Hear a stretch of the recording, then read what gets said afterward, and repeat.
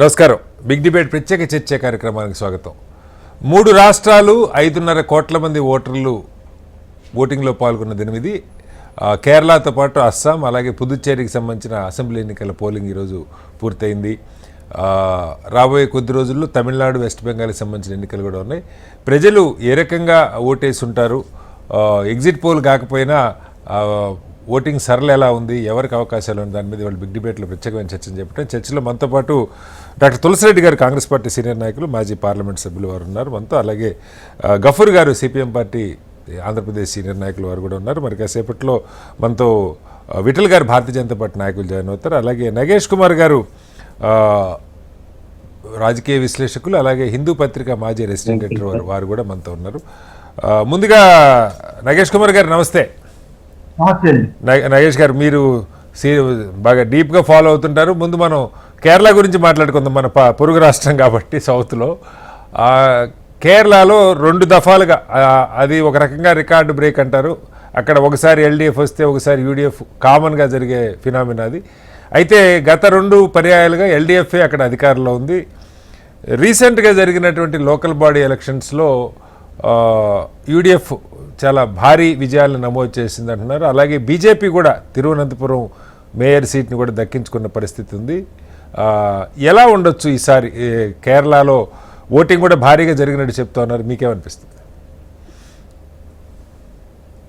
ఈసారి అసలు ఇంకో రికార్డ్ సెట్ చేసింది ఏంటంటే 90% ఓటింగ్ దాటిపోయేలాగా ఉంది. అవును అవును.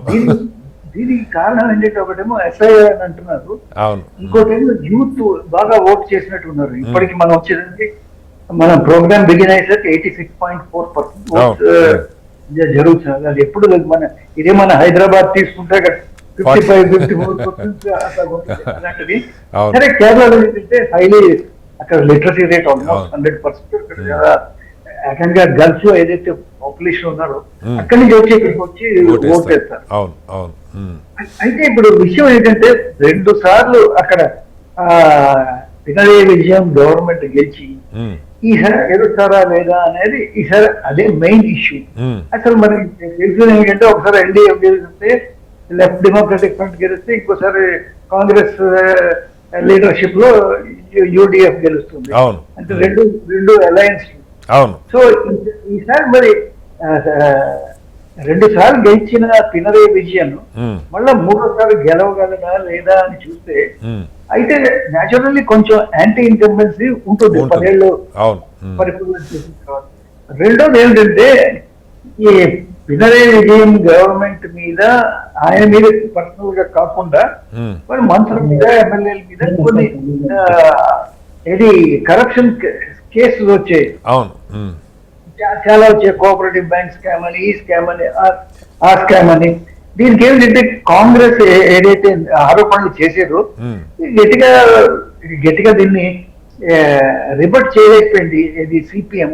సో దానివల్ల ఎలక్షన్ ఏదైనా ఎఫెక్ట్ అవుతుందా లేదా అనేది ఇప్పుడు దాకా ఏదైతే పోల్ సర్వేస్ చూపించాయో ఇద్దరికి బటాబెట్గానే ఉంది. రెండోది ఏంటంటే మీరు చెప్పింది ఏమిటంటే, మీరు ఇది లోకల్ బాడీ ఎలక్షన్స్ లో ఎల్డీఎఫ్ పూర్ పర్ఫార్మెన్స్, తిరువనంతపురం అనే ఇంపార్టెంట్ మున్సిపల్ కార్పొరేషన్ లో ఓడిపోయారు అన్నారు. బట్ అంతకన్నా ముందు మనం మర్చిపోకూడదు, 2024 ఎలక్షన్స్ లోని ఏదైతే 20 లోక్సభ ఎలక్షన్స్ లోని వాళ్ళకి ఒక్కటే లోక్సభ సీట్ వచ్చింది. సో ఇప్పుడు ఏమిటంటే ఎల్డీఎఫ్ చాలా వీక్ వికెట్ లోనే ఉంది.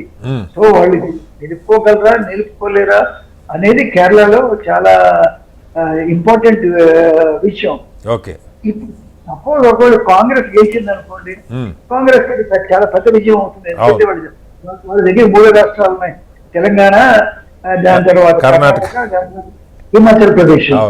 ఇది ఒకవేళ 4th స్టేట్ వచ్చిందంటే డెఫినెట్లీ ఒక క్రేజ్. ఎందుకంటే బట్ అక్కడ కాంట్రడిక్షన్ కూడా మనం అర్థం చేసుకోవాలి.